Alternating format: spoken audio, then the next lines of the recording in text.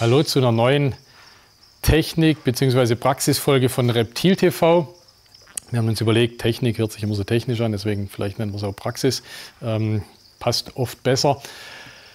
Unser Thema heute sind die Beregnungsanlagen bzw. Beregnungsanlage versus gute alte Handsprühmethode. Ne?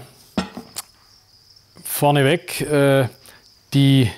diese Dinger hier oder diese Sprühflaschen, sei es jetzt, wie gesagt, das ist ja hier so eine zum Aufziehen und dann drückt man hier, die haben voll ihre Berechtigung. Es gibt auch die anderen, wo man hier so Ding, Ding, Ding sprüht. Ne? Das gibt dann schön kräftige Unterarme.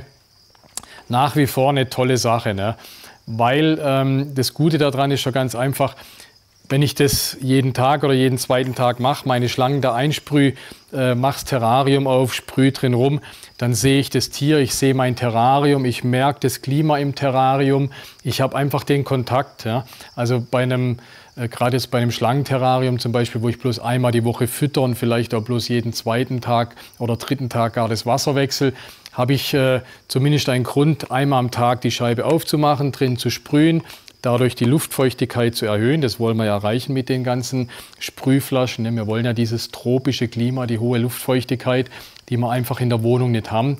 Dazu müssen wir Wasser ins Terrarium bringen und das Sprühen fast die einzige Methode, wie man das machen kann, vielleicht neben Moos und solchen Hilfsmitteln. Deswegen liebe ich eigentlich diese Methode und empfehle auch vielen Kunden, macht die gute alte Sprühmethode. Dann habt ihr viel mehr Kontakt zu euren Tieren, zu eurem Terrarium, weil ihr einmal am Tag aufmacht, reinschaut, sprüht, alles während man sprüht, guckt man sich ein wenig um, man sieht das Tier. Also deswegen liebe ich eigentlich diese Art und Weise.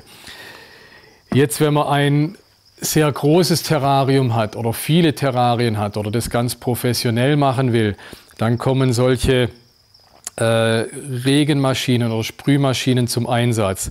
Das sind hier die Exoterra, gibt es in klein und groß. Dann gibt es hier unsere M&S-Anlage, die wir schon seit, ich glaube, fast 10 Jahren jetzt mittlerweile vertreiben. Das sind Produkte, die ich da empfehlen kann. Nicht nur, weil wir sie verkaufen, sondern weil sie wirklich in Ordnung sind. Von was ich euch abraten will, es gibt so Ultraschall von Nebler, die da diesen Ultraschallnebel reinmachen. Das hat sich, glaube ich, bei einigen Tieren herausgestellt, dass die den einfach nicht vertragen, diesen kalten. Das ist dann auch ein ganz kalter Nebel. Also bei dieser Methode sollte man aufpassen, dass man wirklich ein warmes Wasser verwendet, damit man einen warmen Sprühnebel hat. Diese Ultraschalldinger, viele Tiere haben dadurch Atemwegsprobleme gekriegt. Ich rate von den Ultraschallsachen ab. Also wenn ihr die elektrische Methode wählen wollt, dann nehmt bitte irgendwas, was über Druck funktioniert. Ne? Das ist bei beiden oder bei allen Geräten das gleiche Prinzip. Ihr habt eine Pumpe, die einen hohen Druck erzeugt und durch den hohen Druck und durch eine Düse wird das Wasser vernebelt und gibt einen feinen Sprühnebel. Ja? Das ist was, wo die Tiere wirklich gut vertragen, wo sie keine Lungenprobleme oder irgendwas damit kriegen, was ich euch empfehlen kann. Welcher Hersteller, sei es jetzt das, was ich euch hier zeige, oder es gibt auch andere Hersteller, sind alle mehr oder weniger gut.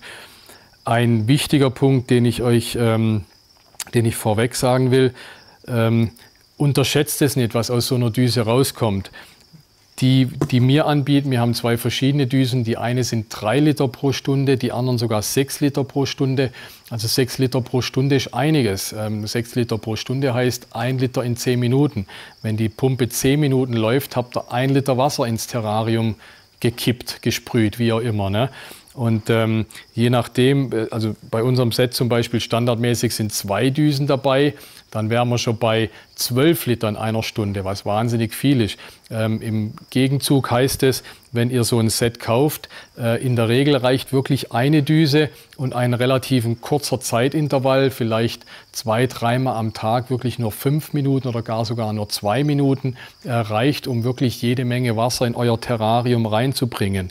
An den Exoterra Sets bzw. Düsen, beziehungsweise da gibt es ja auch so Erweiterungsdüsen. Was ein bisschen schade dran ist, sie geben nichts an, wie viel Liter pro Stunde aus so einer Düse rauskommt, finde ich ein bisschen schade. Deswegen ist es gleich ein wenig schwer zu berechnen. Da müsst ihr es dann ein bisschen mehr ausprobieren, wie viel. Aber wie gesagt, mein absoluter Tipp oder oder grundlegend, dass er wirklich mit einer Düse anfängt. Wenn er merkt, okay, eine ist zu wenig, könnt ihr immer noch eine zweite reinmachen, aber steigert euch langsam hoch. Der Vorteil an diesen Exoterra Monsun ist, ihr habt gleich eine, ich zeige es euch jetzt einfach auf dem Karton, ist einfacher, ihr habt eine Zeitschaltuhr schon mit dabei oder eine Steuerung mit dabei. Dadurch könnt ihr schon die Intervalle regeln. Bei unserem Sprühsystem, da müsst ihr das Ganze über eine externe Zeitschaltuhr machen. Also ihr nehmt eine Zeitschaltuhr, die, wenn möglich, 1 Minuten Intervalle verarbeiten kann. Und dann könnt ihr einschalten um morgens um 6 2 Minuten oder 1 Minute, mittags um 12 1 oder 2 Minuten. Unterscheiden tun die Sachen sich letztendlich in der Pumpe.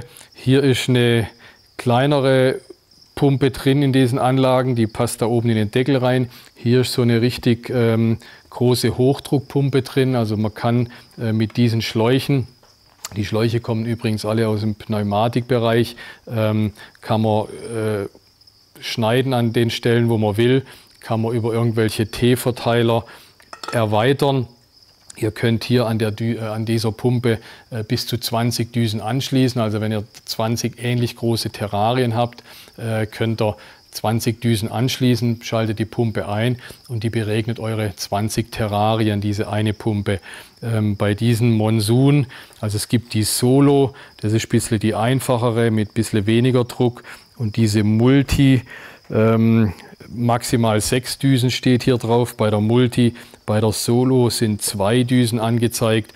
Also bei 2 oder 6 Düsen ist halt Schluss. Ne? Das ist so, ich würde sagen, für eine große Anlage ist das vielleicht die bessere Wahl. Für eine kleinere Anlage habt ihr hier besseren Erfolg.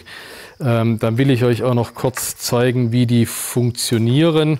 Ihr habt ja immer also das Prinzip von beiden ist ähnlich. Hier habt ihr den Wassertank schon dabei. Hier nehmt ihr extern irgend so eine ganz normale Wasserflasche, so eine PE-Flasche oder ein Kanister oder ein Tank, also ein Tank extra, irgendwas, wo ihr das Wasser raussaugt. Dann habt ihr einen Saugschlauch.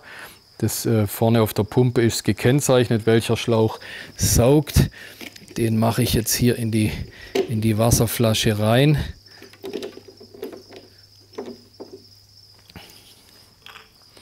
Dann habt ihr einen Druckschlauch, das ist der hier.